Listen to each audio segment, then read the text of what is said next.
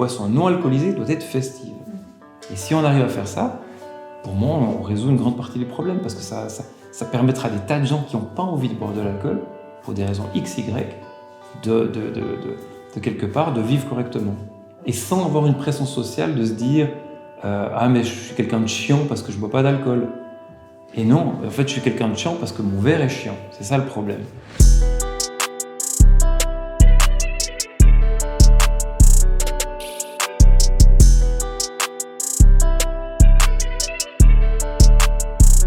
Alors en fait, à la base, nous, on travaille sur des boissons qui sont à la base de ce qu'on appelle un superfruit, qui est la cascara. Cascara étant la partie sèche de la cerise du caféier, qui à la base est un déchet. Et nous, on a trouvé une manière de pouvoir le réutiliser pour en faire des boissons. On était en train de quelque part simplement de réfléchir sur quels sont ces genres de besoins dans le monde de la nuit pour des boissons autres que les choses habituelles. Et c'est dans ce contexte-là que j'ai rencontré une des personnes qui travaille sur la prévention des addictions, notamment à l'alcool. Et les propriétaires de clubs de nuit disaient aussi, mais c'est vrai que quelles sont les options non alcoolisées dans les clubs? Il n'y a pas grand-chose. Et c'est comme ça qu'on est arrivé dans cette idée de présenter ça sur un autre aspect, on peut appeler ça les virgin cocktails ou les mocktails, on peut appeler ça comme on veut. Mais c'est vraiment de trouver le moyen de présenter une boisson, mais qui peut être créée visuellement intéressante. Donc en faire un côté festif.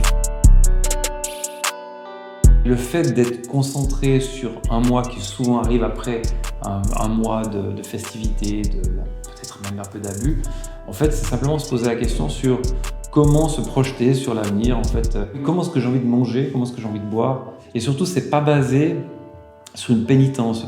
Moi, je vois ça, le Dry January, pas comme une pénitence, mais plutôt comme un moment de se poser 2 minutes et de réfléchir. Ça prend pas mal de place, dans la société sur une manière d'être. Il y a toutes sortes de rituels qui sont pas acceptés, mais qui existent quelque part, donc qui font partie de la réalité. Mais ça demande aussi d'appréhender ça de manière presque en tant qu'adulte. C'est de définir en fait comment on veut vivre avec ça. Comment on veut vivre avec un plaisir coupable, parce que l'alcool forcément, techniquement c'est des oxydants, c'est pas bon pour le foie, etc. Donc on le sait, quand on boit un verre d'alcool, on le sait. Mais il y a un côté plaisir. Mais le problème qu'actuellement, à mon avis, dans la société, c'est qu'il y a beaucoup trop de consommation, ce qu'on pourrait appeler ça du fast alcool. C'est le plus dangereux, parce qu'en fait, on ne prend pas le temps de réaliser ce que c'est. Dans cette idée, ce monde de la nuit, ce monde du fun, on est censé être alcoolisé pour avoir du fun. Alors que je pense pas, en fait. Et je reviens toujours sur l'idée, je pense que les autres boissons sont très chiantes. Si les boissons non alcoolisées étaient montées un peu correctement, il n'y aurait aucune pression sociale de dire tu fais pas santé parce que tu n'as pas d'alcool. Parce qu'il paraît que tu fais chine et que tu n'as pas d'alcool, ça se fait pas. La boisson non alcoolisée doit être festive. Et si on arrive à faire ça, pour moi, on résout une grande partie des problèmes, parce que ça permettra à des tas de gens qui n'ont pas envie de boire de l'alcool, pour des raisons X, Y, de quelque part, de vivre correctement. Et sans avoir une pression sociale de se dire ah, mais je suis quelqu'un de chiant parce que je bois pas d'alcool.